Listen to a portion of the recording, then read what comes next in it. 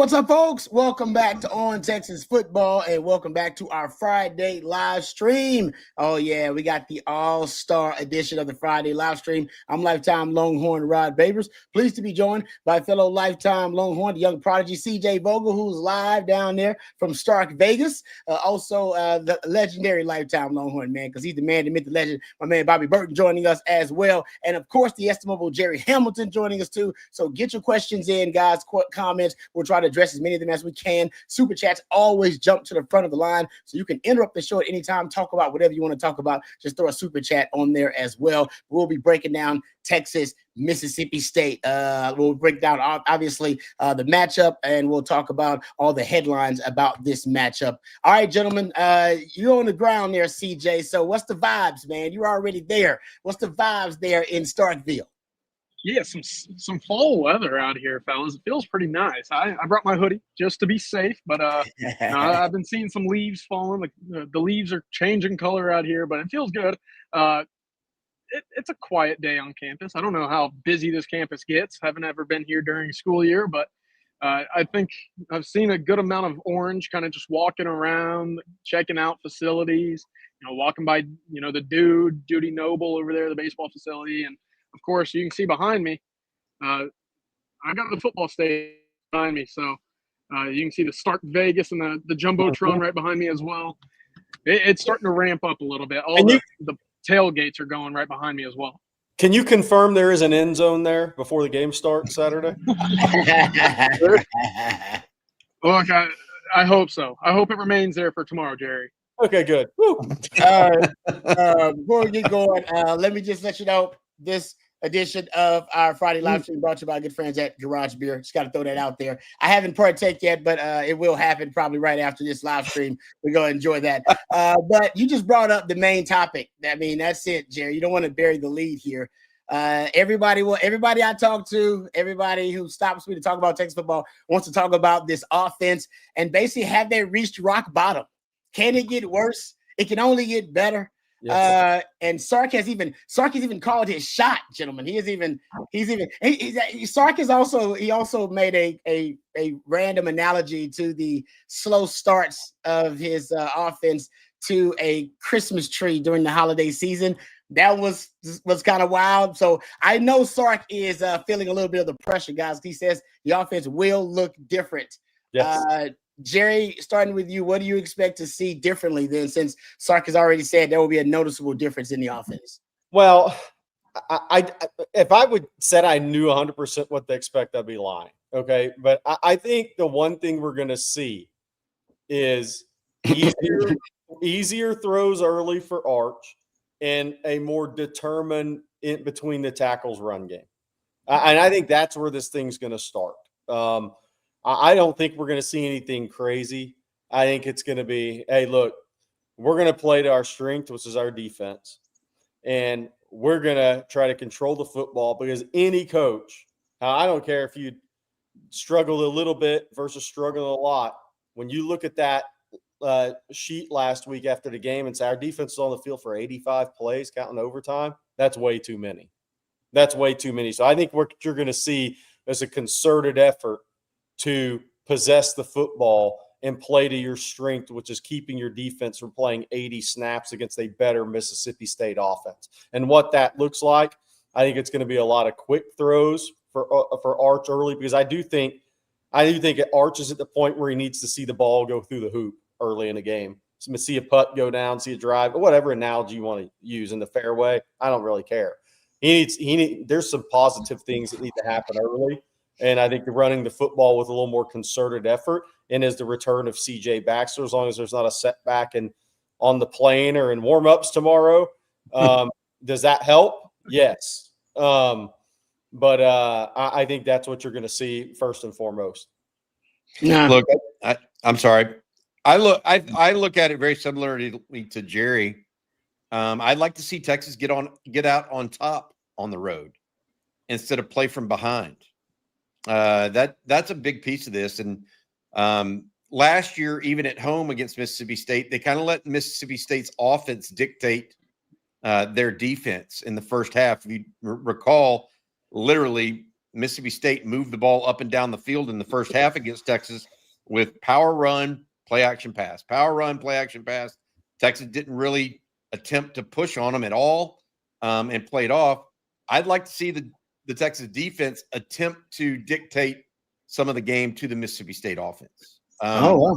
I'd like to see a little bit of that to give Arch and the offense a chance to get on track earlier, as opposed to getting the ball with 5 minutes to go or 5 minutes off the clock after the game's already started, like they did last week in Lexington. So I think there's a combination of factors at play that we could see tomorrow. But what we like and what we get are often two very different things when it comes to this 2025 version of Texas football.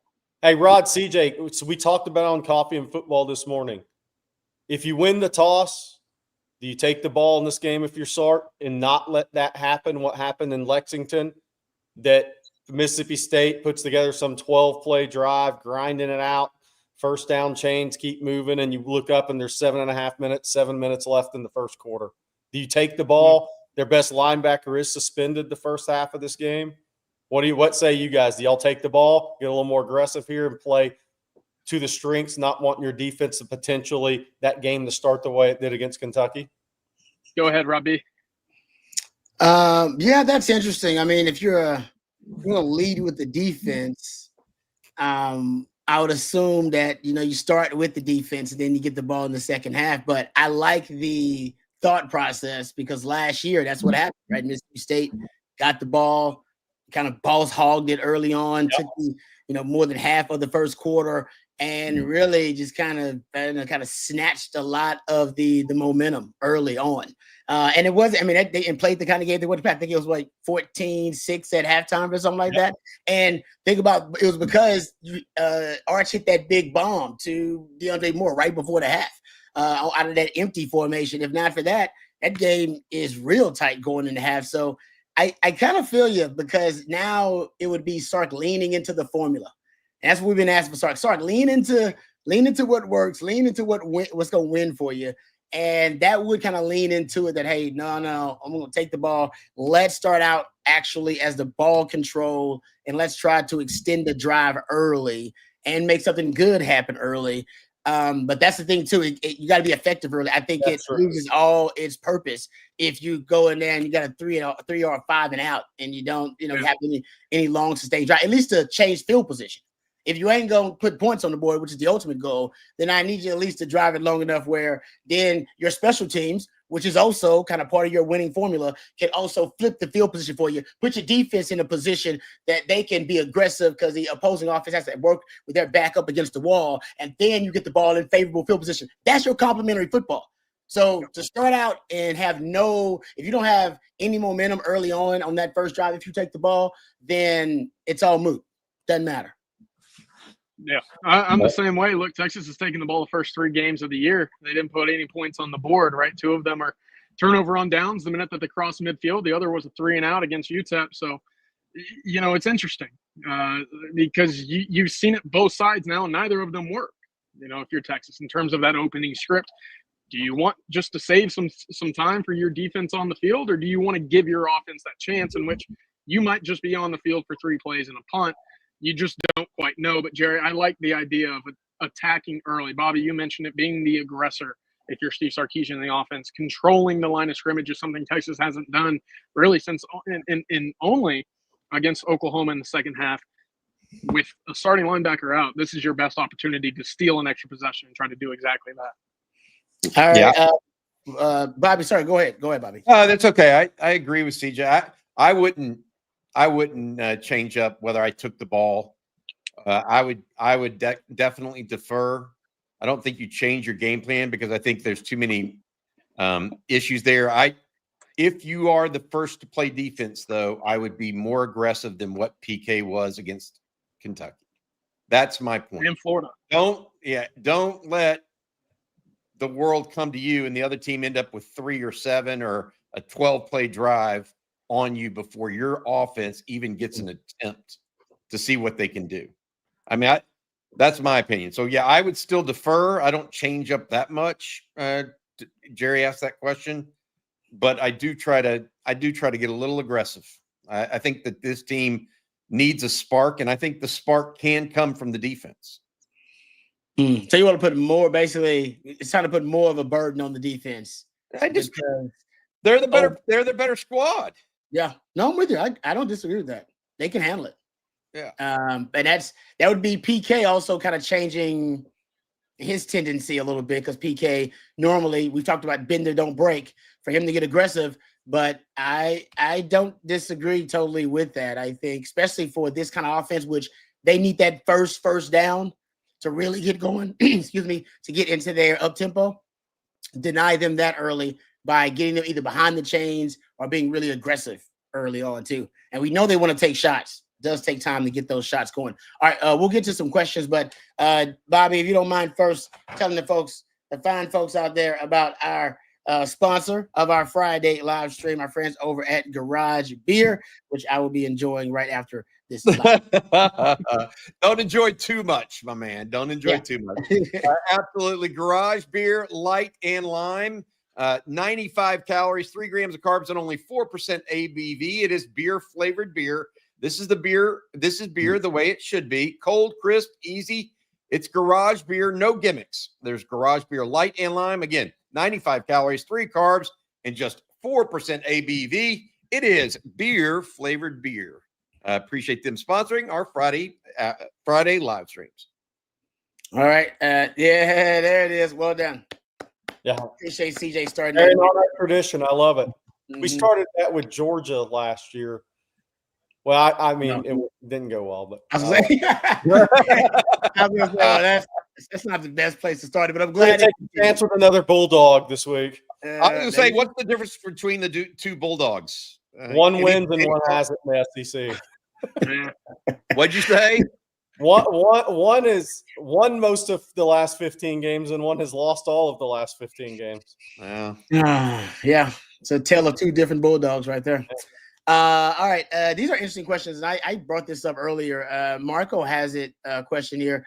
If we expect teams to stop punting to nibble it, do we expect special teams to attempt blocked punts more often now? We have to give a lot of credit to Jeff Banks, because early on he wanted to be aggressive and block punts, even talked about that, and understood that maybe their strength is in the returns instead of that, and reallocated resources for that. I've said it. I don't think Niblett is going to be as much of a weapon, because I wouldn't punt to him. No, I wouldn't punt to Niblett anymore. I want to follow up with something. Joey Austin, I love your thought, Joey Austin. Creativity. Put another punt returner back with Niblett. Create some indecision. I love that idea, actually. Okay, because they're not going to punt it to him, because all of us know Jeff Lebby and his staff watched that tape and said, Kentucky didn't punt if they didn't punt to Texas. Mm-hmm. Texas might not have scored. Yeah. I mean, so are you going to punt? No. I might get creative unless it's a punt block situation. That's an interesting thought, Joe. I'd love to see it. Put Niblett and I don't know, Jonah, DeAndre Moore. I don't even care who it is out there. Run a reverse, do something. Create some. I think it'd be smart. I like it.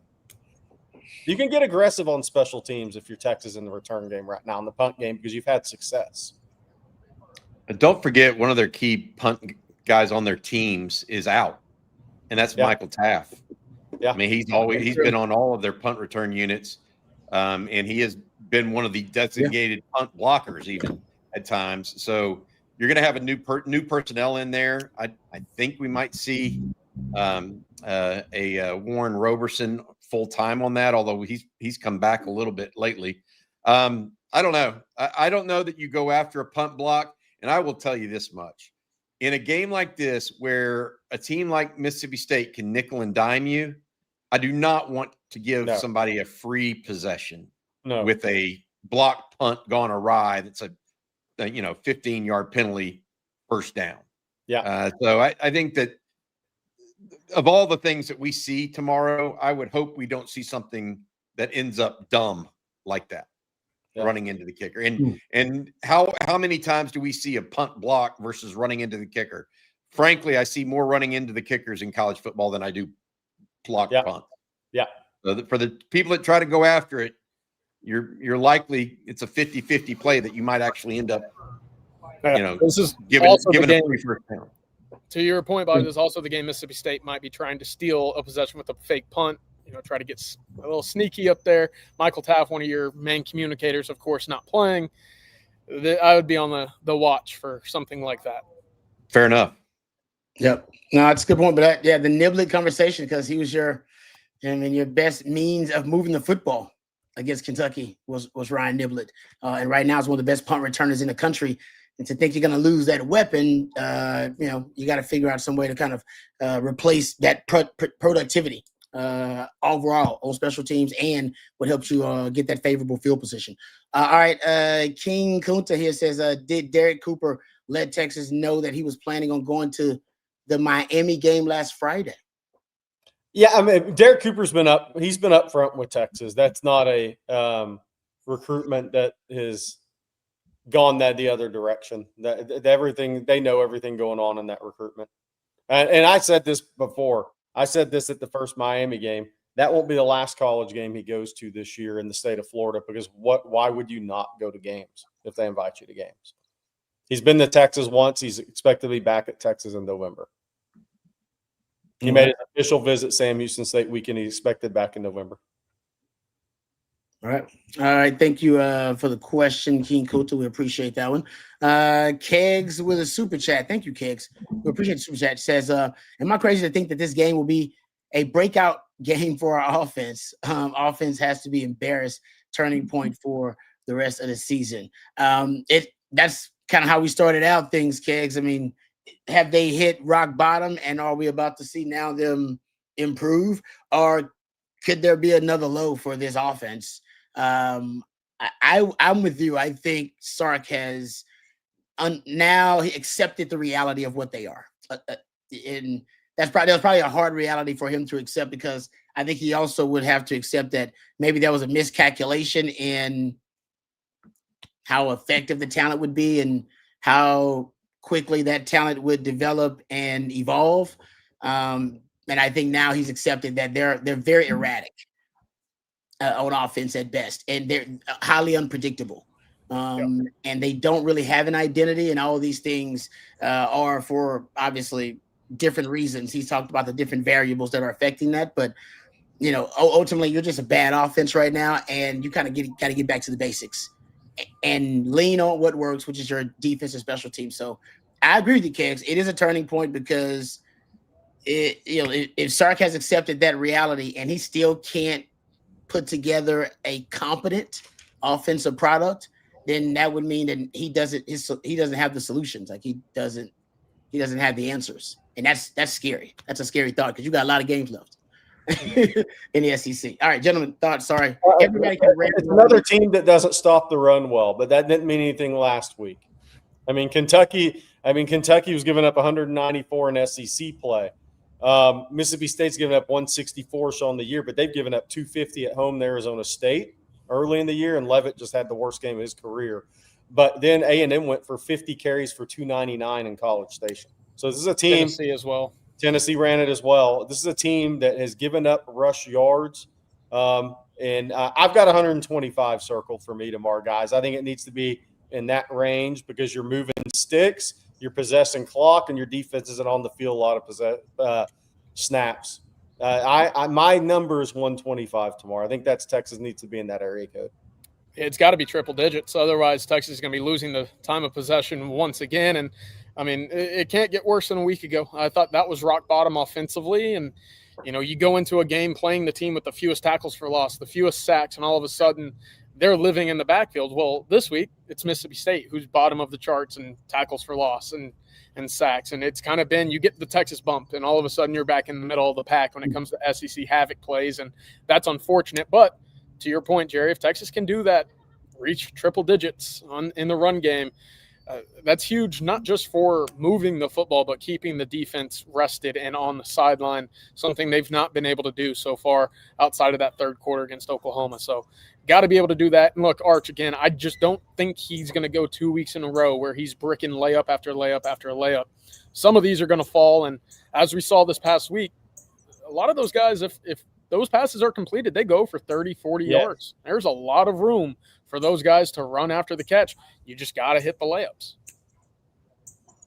Am I crazy to think this will be a breakout game for our offense? Bobby's been looking at this for 5 minutes while we talk. Yeah, I mean, the answer is I don't think anybody's crazy about this. I mean, it's possible, but I don't expect a breakout from this offense. I mean, was Oklahoma in retrospect a breakout? They scored 16 points. Yeah. Now they controlled the line of scrimmage. Yeah. From the second quarter through the end of the game. That's what they got to focus on. They're not a breakout offense. They can't block, they can't pass protect long enough to be a breakout offense. They can be an offense that controls the football, though. And in that way, if that's the kind of breakout you're thinking of, I can see that. If you're thinking of one that scores 45 on an SEC opponent, I've got a bridge in Brooklyn to sell you. I mean, that ain't them. It ain't going to be them all year because pass protection, especially with no offense to Connor Robertson, it ain't going to that ain't going to be better. And I don't care who you're playing in the SEC. And your quarterback hasn't been a playmaker to this point. Yeah, I mean, that's part of it. But, offense is embarrassed, by the way. Yeah. I mean, the offense has to be embarrassed. They are. I mean, talking to some folks behind the scenes, there's no doubt the offense is a little embarrassed about what transpired over the last, 2 weeks or last week for sure. And Florida embarrassed by that too. To Bobby's point about the pass protection, the numbers from Pro Football Focus say against Power 4 opponents, Texas is allowing a 49% pressure rate. So they say it's the worst in the Power 4 according to their numbers. So that's tough. It's tough to explain that you could be that bad in pass protection. That's why you don't, Rod. That's why you don't hit layups. You're getting punched in the face. You're getting hit in the chin every time you go back. So you're expecting somebody to be in your face even when nobody's in your face. Jerry, you can shake your head and that's fine. I'm just telling you, nobody else is getting hit 50% of the time they drop back. Some of it's if you're holding the ball too long. Yeah, maybe. There's pieces to this. It's not just one thing. There's pieces. No, it's layers. It's gray. It ain't black and white. That's for sure. It's everything, man. It's everything. It's everything. But you wrote, it's a great point. What's your definition of breakout? I guess is what Bobby said. What's your definition of breakout? Because we all were happy with the Oklahoma performance, but not enough points on the board there. So we shall see. All right, let's get back to the suit. Oh, you know what? Before we do that, let's thank another sponsor before we move on. Let's thank our friends over at the Co-op and 40 Acres. Matter of fact, 40 Acres Apparel. See me wearing my. That's a good looking shirt. That salmon Longhorn shirt, Rob. I usually wouldn't go for a shirt like this, but I'm telling you, it works with the Longhorn. I don't know. It just works. 40 Acres Apparel, baby. Yeah, thank you to the University of Texas Co-op and 40 Acres Apparel. You see that great apparel right there. The University of Texas Co-op is a nonprofit and has been serving the Longhorn community since 1896. Man, that is 39 years before A&M's only national championship. Every profit directly benefits course material scholarships. And in fact, over 9,000 students received free course material scholarships in the previous academic year. Congrats on that. 40 Acres Apparel was born inside DKR, designed and built exclusively for the University of Texas and Longhorn Nation. Go down to the University of Texas Co-op or go to universityoftexascoop.com and get geared up with 40 Acres Apparel. Great designs, fashionable, high quality, SPF 50, moisture wicking. I'm wearing one too, the specially made on Texas football one. Collar integrity, as Rod says. It's just a super good. They say good, great product. Looks great, feels great, play great. Deion Sanders, let's roll out. 40 Acres is a proud sponsor of the course material scholarship for UT students as well. Thank you to the University of Co-op and 40 Acres Apparel.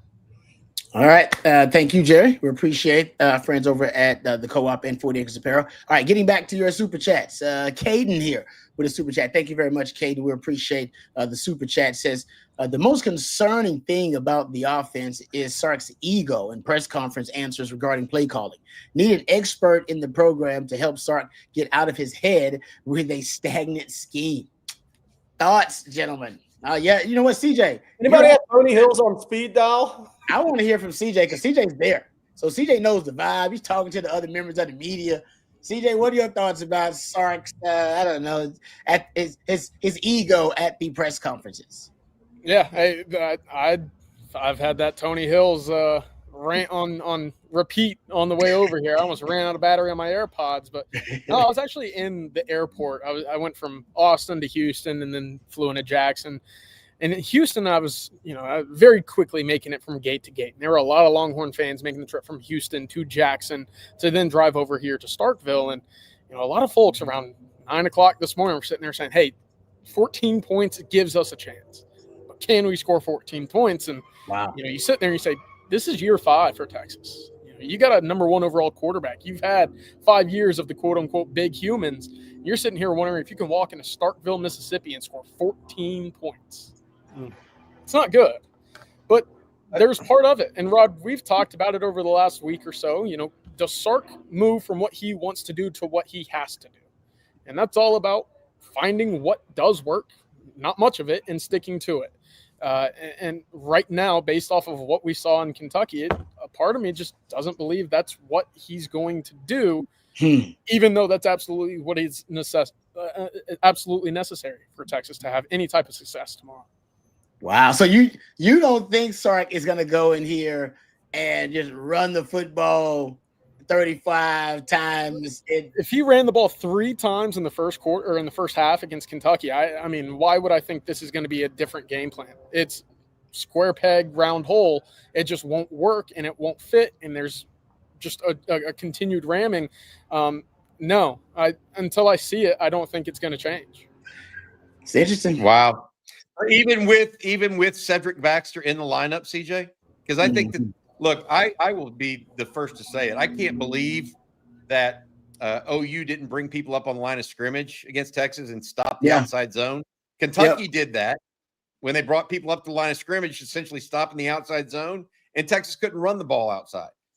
Arizona State did the same thing against Texas. UTEP did the same thing against Texas. If the one thing that they may have an opportunity to do that is different fundamentally from Kentucky and UTEP and a couple others is Cedric Baxter's health. If he is an inside runner with inside zone kind of situation, if you get a DJ Campbell and a Nick Brooks on big guys, and Trevor Gooseby and Brandon Baker can get big guys on big guys, I think that could fundamentally change Sark's offense. If you can't, for whatever reason, I'm not so sure CJ's not right. That would be my. So here with the game within the game Saturday. It's time for hip hop Jure Bledsoe again. He's one of the D linemen for Mississippi State. He's up to 350 pounds. Is who gets in whose head in that game? Is Jure Bledsoe going to be I'm a different guy? He makes a play early and gets in Texas' head because they used to kick his butt in practice for 3 years. Good point. A different me now fella, or does Texas push around the guy they used to push around a little bit? And Dre is a really talented athlete, and he was always going to be a long-term projection as a prop player. But just a little game within the game. There's a lot of familiar faces. Darian Gillette, Brennan Thompson. This is a big week. Big game for Bonnie Thompson, by the way. She's all over social media. She's fired up. Uh-oh. That's the mom. That's the mother of Brennan Thompson. Y'all leave mama out of this. Y'all don't be talking trash to mama. No, she's a nice lady. She's fired up. No, I'm just saying she's fired up.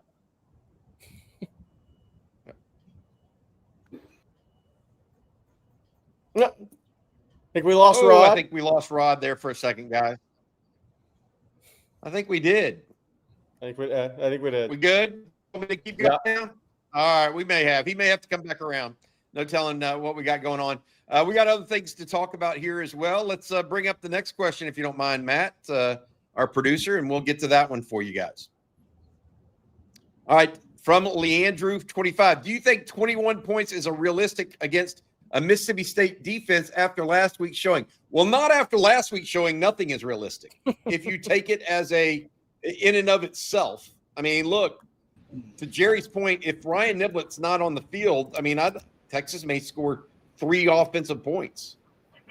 So nothing is realistic if you think of, and you just take last week by itself. But look, I picked. Let's go to the predictions. Let's do that if Matt's ready for him, if possible. We've got a bunch going on here. I went Texas 27, Mississippi State 24. That's a lot different than what most people went in this game. I understand. I just feel like I don't know if this is a game where we see Texas, really hit the gear on offense as much as it is. I think that there may be some Texas defense that gets a big turnover in points or sets up Texas, because Blake Shapen has not always thrown it just to his team, including last week in a key period of time. Look, the last team to score under 20, the last Power Force team to score under 20 at home against in Starkville against Mississippi State was Ole Miss, 17-7 in last game of 2023 season. Just a little something there. So last year there was a rough year from Mississippi State. This year Arizona State scored 20 and Sam Leavitt was awful. Tennessee obviously scored 41-34 in regulation. I went 23-21. I went 2 touchdowns, 3 field goals. I think Mason Shipley's going to win this joker with a field goal. I do think Mississippi State's going to score. I think they have a good offense. I think Brennan Thompson's having a tremendous season. I think the running backs from Mississippi State are really good. I think they have real issues in pass protection. They've given up 20 sacks on this season. Texas has given up 13. So is that going to be a telling thing? It probably is with Colin Simmons on some level. I went 23-21. I think Mason Shipley's going to win 2 games in a row for the Horns. These scores sure aren't too pretty. You start looking around, you see crooked numbers, 19s, 17s. But it is interesting. Everybody is still picking Texas. And I think that's really where I started to lean on with my decision to go 19-17 is, hey, you still have a very good defense. You still have a special teams unit that is making a lot of plays and a kicker who's only misses this year 55 and 56 yards. If you can just get into a position to add points on the board, I think your defense will pull through. Look, you've had one half of solid football against a Power 4 team this year offensively. I mean, I just can't at any point sit here and say that I have confidence in Texas stringing together consistent drives to find points. It's tough, but again, creating havoc plays with that defensive front and the way that special teams is playing, you can put multiple field goal attempts together. And boy, that sounds kind of pathetic when you put it like that. But 19-17 is what I'm rocking with. I see all the low scores. I mean, like I said, I went with a 20-14 with the defense being able to, stonewall the Mississippi State offense enough to get you the win. I do think they'll make some plays. I got them scoring 2 touchdowns. I just think they're either on explosive plays. It may be on potentially a busted coverage with a guy like Michael Taft now being out. Not sure exactly how they get it done, but Blake Shapen is capable enough in this offense and comfortable enough in this offense where I think he'll make some plays. They are going to get sacked a lot, though. They've allowed 20 sacks already. And Texas is on a hot streak right now with 10 sacks in the last 2 games. But it's because the formula is simple. Everybody knows how you're supposed to beat Mississippi State because everybody in the SEC has taken the same approach. You run it on them, and you run it right up the gut, right? Mm-hmm. You run it right up the gut, the interior runs, right? I went and looked at – you talked about it, Jerry. A&M, they put it on them. And they especially ran the football. I mean, it was unbelievable, a showcase of how dumb they could be in the run game. Their 3 most successful run concepts were outside power, inside power, and counter. Mm-hmm. Florida, their top 3 run concepts, inside power, outside power, and counter. Tennessee's were counter and insert. You guys remember when Texas played Ohio State? They ran insert like 3 times when they insert the H-back basically into one of the interior gaps as a lead blocker for the second level. They actually averaged 6 yards per carry on that, but I digress. The point is everybody understands the assignment, and we'll see if Texas understands the assignment. Watching on film, it tells you should just pound the rock, kind of what the T. Hills' ran earlier this week. And for Texas, it should be duo because you don't trust your one-on-one blocking, so you should have double teams at the point of attack. That's where you're losing at the point of attack. And you should run counter because that reallocates resources in linemen at the point of attack so you can win the numbers advantage at the point of attack. So that's why those 2 things, which Texas runs a lot of, inside power and run a lot of counter, they should be well equipped to go into this game and run the concepts that have been most problematic for Mississippi State in SEC play. I would say this. The one thing that I would add, you mentioned those insert plays, Rod. Mm-hmm. Who do you think the running back was on those? Baxter. Yeah, it wasn't Trey. They don't have an inside runner unless they have Cedric Baxter. That's what I've been trying to say. Here's my question: do we see Cedric Baxter with Nick Townsend leading him up into the? That's what I've been getting at. 100%. That play's gone the way of the dodo bird because they don't have an inside runner. Trey White don't run that play. That's a great point. Yeah. I'll raise my hand. Thinks James Simon would be really good at, but he hadn't had a chance. Okay, but he's not in the game. So right, yeah. You know, they see practice. They've made the decision not to go that direction, and that's my point. It's hard to run that play if you got Trey Wisner running it. He's not that back. He's not that guy. Yeah, no, I agree with you. So we'll see. CJ doesn't believe Sark's gonna do it. I think he has to do it. It's gonna be fun to watch because if he doesn't, I don't know how this offense is going to stay on the field and not expose their defense too much in this game. So, I agree with you. Yeah. So all right. Before we'll get back to the super chats and then we'll give another one of our sponsors a shout out. But how about this one from Serb Sailor? This is a deep question, guys, and I don't know how deep y'all want to get here. What's your interpretation of how we got here in year 5? Overvalued talent on offense, particularly on the offensive line and perhaps at quarterback, and undervalued the need for maybe another running back in the portal. I think that's part. I think it's all offense for me. Yeah. I also think there's an element of how when you've lost games and how you've struggled in those games, and nothing has been done to change that. You got to be physical. You got to be Rod? What are you talking about? The teams that are running on Mississippi State. What is that? That's a physical run game. Mm-hmm. You in this league over time, you have to be a physical run team. Over time, it has to be a physical run scheme, physical run team in this conference over time. I think that's part of it too. Yeah, there's some tough luck in there. You know, for the offensive line, you lose Kojo. That's an option at left guard. You know, you walk into Ohio State, you think Nato's a guy. We haven't seen him at all. I still don't necessarily know the true explanation behind that, but you're really on the left guard number 4 and really had to rely on left guard number 4, true freshman. So that's where you sit there and kind of reason with the staff and say, all right, I understand why there's frustration, but it should have never gotten to this point. You had the option to go into the portal this past offseason and get a guy who's lighting it up on PFF and all conference Big Ten offensive lineman, Emmanuel Pregnon, and you say, you know what? Not for us this year. We're going to go with what we've got, and it's clearly not worked out. So I think it's an overconfidence of what you had growing and also just a bit of bad luck, which is unfortunate. And it's nothing anyone wants to hear. CJ, while you're right overall, they tried to get Emmanuel Pregnon. They offered him and tried to get him. He chose Oregon.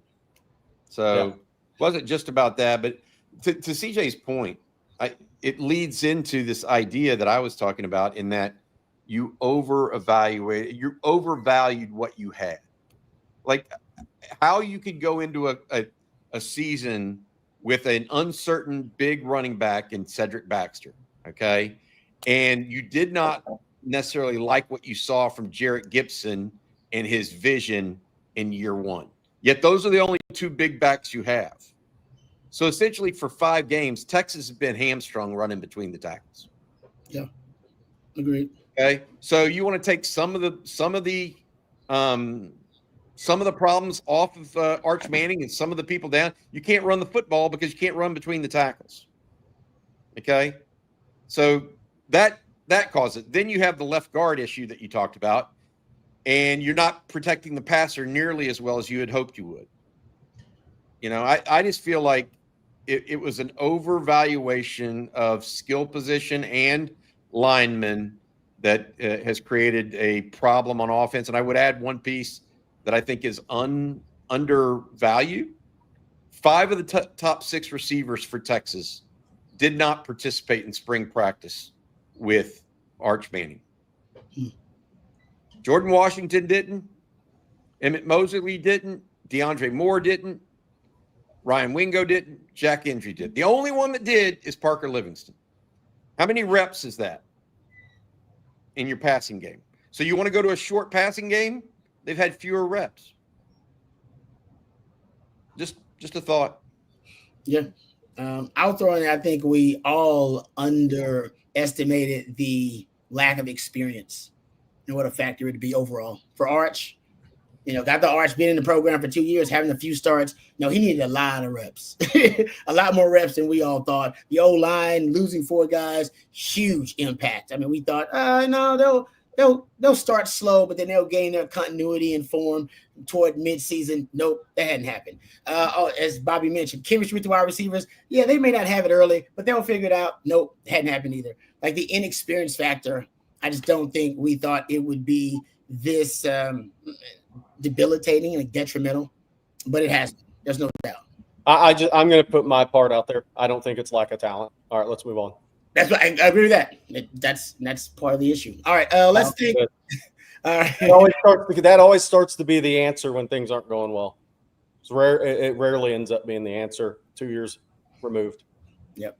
All right. Before we get back to the questions and super chat, let's thank our friends over at IP Vanish. Let's talk about IP Vanish, ladies and gentlemen. Nothing kills game day like a blackout or blocked live stream. IP Vanish VPN keeps your connection private so you can bypass restrictions and watch securely, even on public Wi-Fi. And there's more. With IP Vanish Advanced, you also get a secure browser that blocks trackers, malware, and viruses, plus a 1 terabyte of cloud storage to back up all of your files. That means your streaming stays private, your browsing is protected, and your files are always safe. And right now, On Texas Football listeners can save 83%, just a little over $2 a month for all-in-one protection. Go to ipvanish.com/on Texas Football. That's ipvanish.com/on Texas Football, or follow the link in the description of this episode. Thank you very much to our friends at IP Vanish. And before we move on, let's also thank our friends over at SeatGeek. Bobby, if you wouldn't mind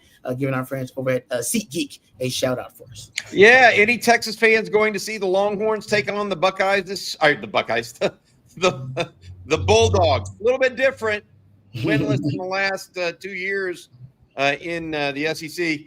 Take on the Bulldogs this weekend and don't have tickets? Give SeatGeek a try if you're still looking. With more than 35 million downloads, SeatGeek is the #1 rated ticketing app. College football is back. SeatGeek has your back. Each ticket is rated on a scale of 1 to 10, so you know you're getting a good deal. Look for the green dots in that app. Green means good, red means bad. That tells you whether or not you're getting a good deal. Plus, every ticket is backed by their buyer guarantee. Of course, we've got a deal for On Texas Football fans.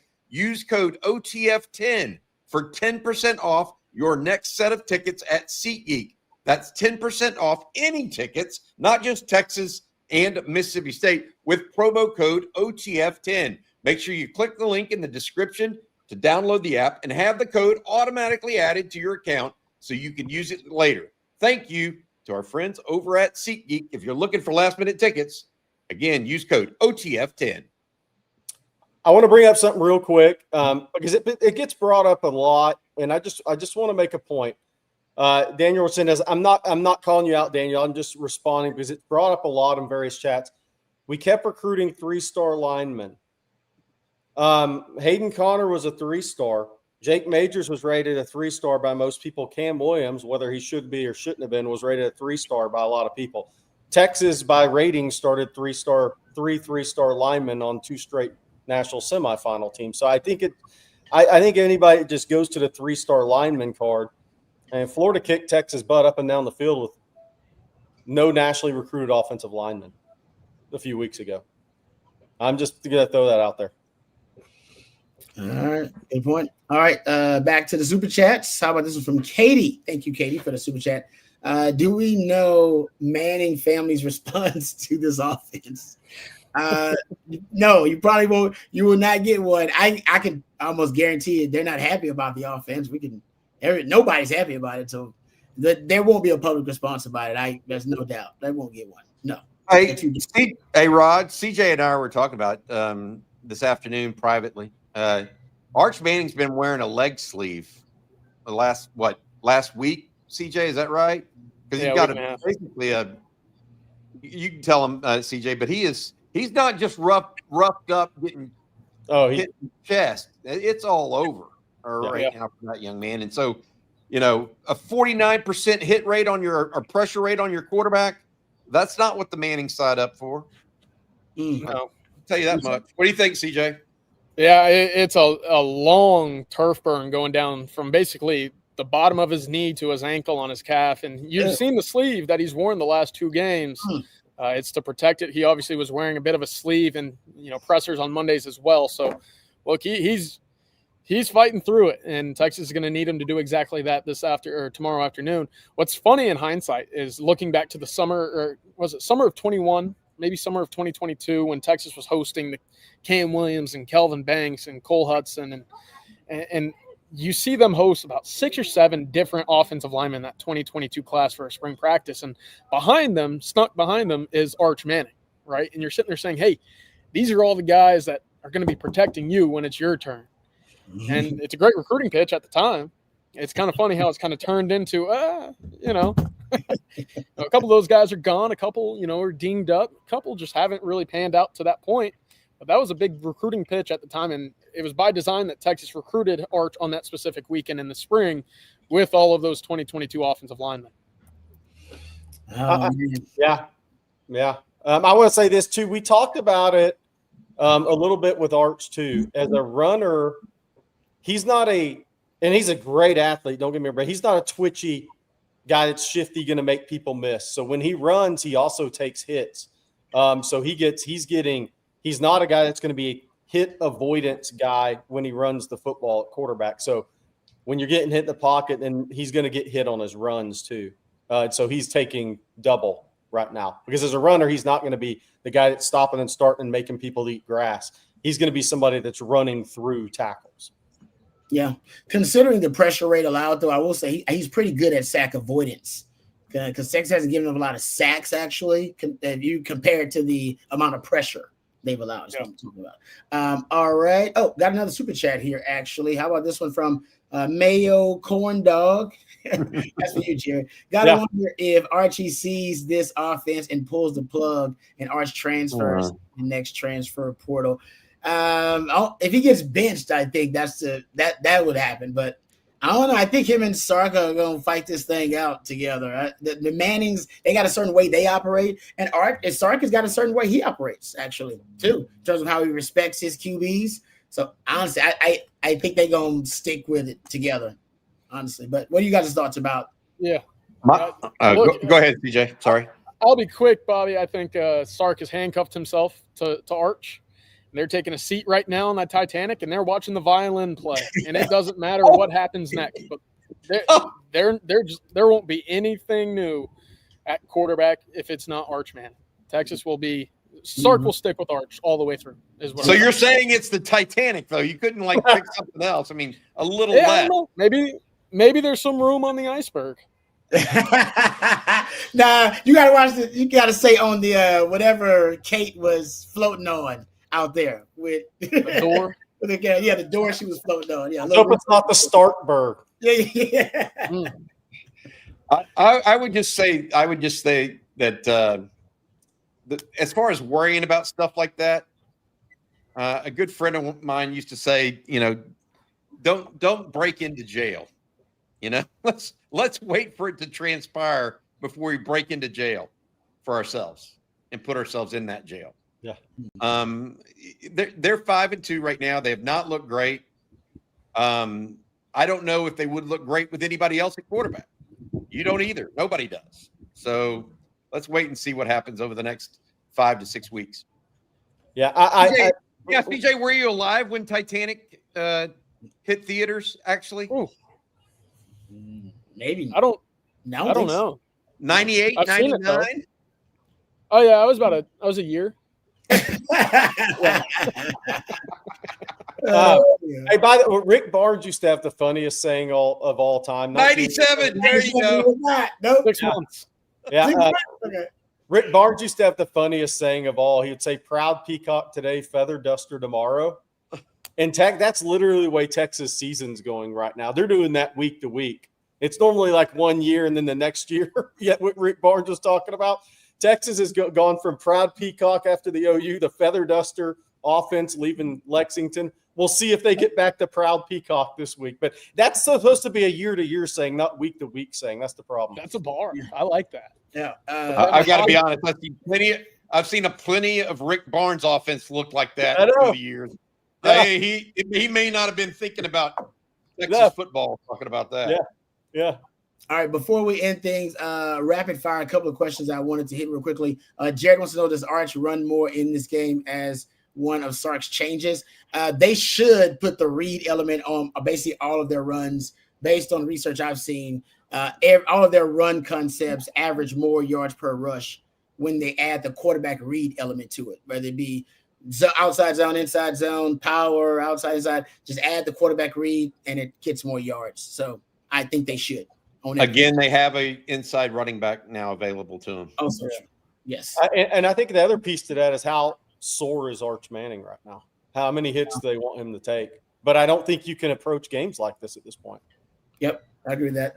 All right, before we get out of here, would you do us all a favor, Bobby, so that I could also get out of here and start drinking some garage? I was going to say, Rod, are you going to drink the whole case there, dude? No. I got some cold already in there. We'll see how the first quarter goes tomorrow. Yeah, I got some already cold in there. But tell them about our fantastic sponsor, Bobby, please. Yeah, absolutely. Garage beer, light and light, with 95 calories, 3 carbs, 3 grams of carbs, and only 4% ABV. It is beer-flavored beer. This is beer the way it should be, cold, crisp, easy. It's garage beer, no gimmicks. There's garage beer, light and lime, like I said, with 95 calories, 3 carbs, and only 4% ABV. It is beer-flavored beer. I got to tell you, I like it. I've had it a few times now, and it drinks clean, and it does the work. It does the trick for kind of easing the day down at the end of a long one. All right. Thank you very much, Bobby. And thank you to our friends over at Garage Beer. Hey, guys, last question before we go look at the shotgun one right now. I could, but I don't want to do that. Keep it classy. We'll keep it classy. But here's a good question, because I've stated I believe Niblett's going to be, obviously less of a weapon because teams are just not going to kick to him. I mean, ultimate respect. Who's Your Horns here says, can Niblett not be our Jaden Blue? He has speed, make-miss ability, maybe better hands and ball security. What are your thoughts about this? People have asked me about this. They're different, but they're too different because Jaden Blue is a running back. So you could literally play him as a running back, then gadget him around that. Ryan Niblett's not a running back. So it's very obvious when he's in the game what is going to happen. That's the major difference is Jaden Blue could take handoffs. And whether Sark and them trusted him on ball protection or not, it's a different question. But you could still hand the ball off to him as a running back and then gadget him and use him as a receiver outside of that. That's the problem with any comparison there before you get to Niblett's not that type of explosive in this first 10 yards like Jaden Blue is. But the difference is one guy's a running back that also had great hands, not good hands. Jaden Blue had great hands out of the backfield. As good as I've ever seen, like a running back in 7-on-7. I've said that since he was in high school. But the biggest difference is Ryan Niblett's not a running back. So it's obvious when he's in the game pretty much what's going to happen. You're not going to really hit them with a run and really catch them off guard. Yeah. All right. Good stuff. Let me ask you this, Rod and CJ, before we get on that. And I've talked to Jerry about it on Coffee and Football.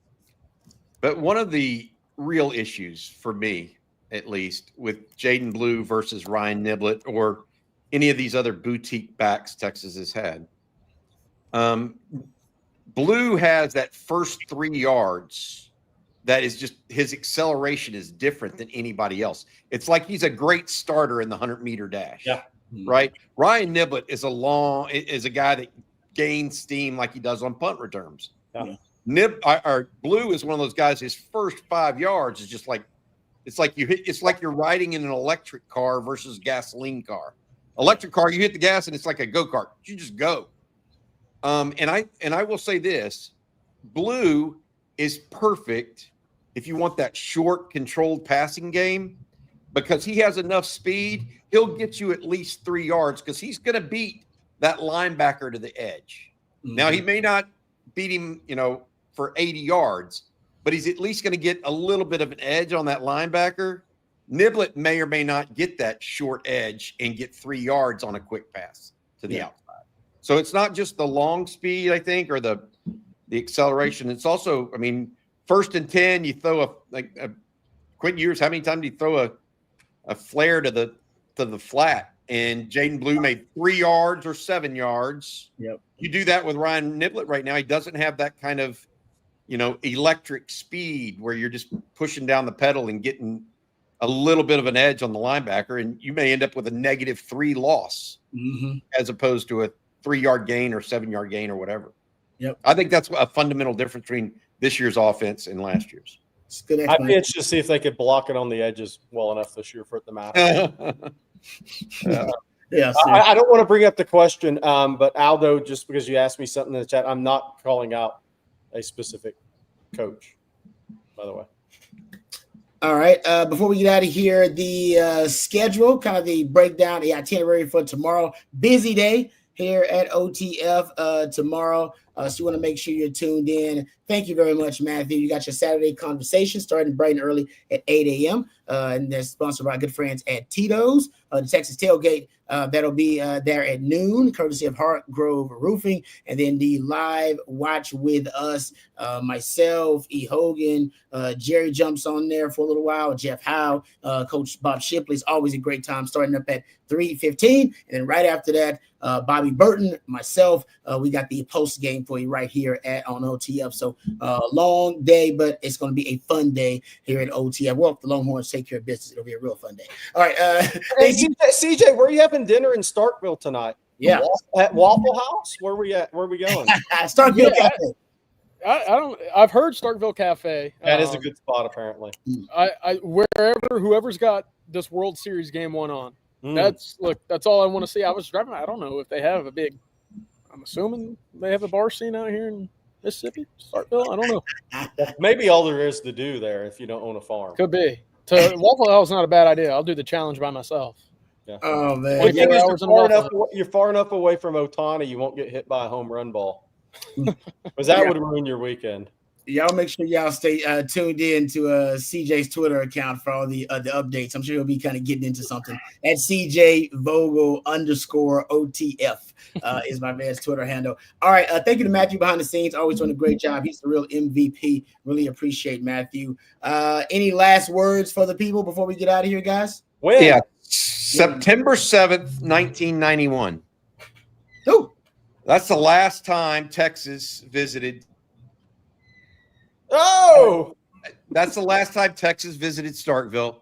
I was there as a student and working for the team at the University of Texas. During that game, there was a weather delay. Oh, no. It was like 95 degrees at the start of kickoff. And then there was a torrential downpour during which it was, by the way, it was the first nationally televised game in Scott Stadium in history in 1991. That's how late it was. That's crazy. First nationally televised game. It becomes a downpour. The entire scoreboard and all of the electronics in the entire stadium go out because they're overpacked. After that, then they get the stadium back up and running. The downpour stops because of the lightning delay, and then it proceeds to go to 100 degrees and 100% humidity. Oh. And as a college senior, I think I lost 7 pounds that day in the stands. So it was miserable. Texas lost. Oh. And it was a long ride home. I'll just put it that way. Hope that is not a repeat 34 years later. Leading tackler in that game, Rod Babers, Lance Gunn. Oh, hell of a player. Yep. That game was right up his alley. Well, I'll tell you this much. That was back when linebackers led the team in tackles, not safeties, too. Yep. Yeah. Lance Gunn was a safety. That was indicative of that game. He was kind of built like some modern linebackers, though. All right. Good stuff, gentlemen. Thank you, Bobby. Appreciate all of your hard work and expertise. CJ, be safe out there, brother. Please be safe. Thank you, Jerry. Appreciate you as well. And thanks to each and every one of you out there for watching and for listening. Give it up for Matthew once again as Real MVP. Thanks to each and every one of our sponsors as well. Thanks to the Co-op, the 40 Acres Apparel. We appreciate our friends over at IP Vanish as well. Thank you to all of our friends. Oh, I'm about to get on that. Thank you to our friends over at Garage Beer and Seat Geek as well. Thank you to them for Bobby and for Jerry and for CJ and for Matthew. I'm Lifetime Longhorn Rod Babers. Until next time, hook 'em horns. Let's get it. Hook 'em.